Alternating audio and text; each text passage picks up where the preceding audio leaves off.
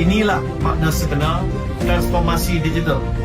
Apabila teknologi bukan hanya dilihat sebagai satu kemudahan, tapi alat yang membantu rakyat membina kemudahan dan kehidupan yang lebih baik.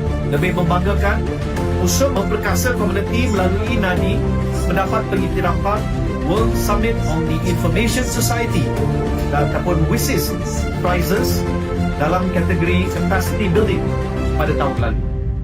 Hari ini pengiktirafan sebagai ITU Digital Transformation Center menjadi satu lagi bukti bahawa usaha yang dilaksana memberi impak besar kepada rakyat dan diiktiraf di peringkat global.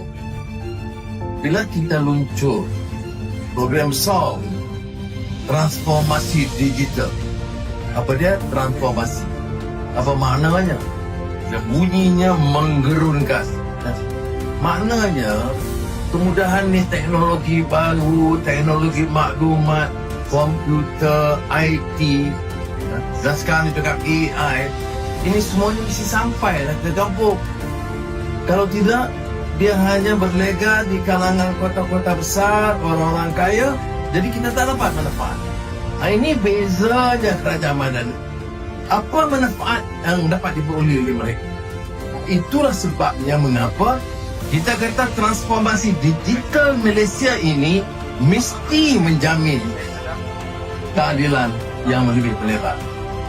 Kementerian Komunikasi menerusi MCMC akan terus memperkukuh peranan NADI sebagai hub komuniti digital negara melalui perluasan program literasi digital, pembangunan kemahiran baru dan akses kepada lebih banyak peluang untuk masyarakat.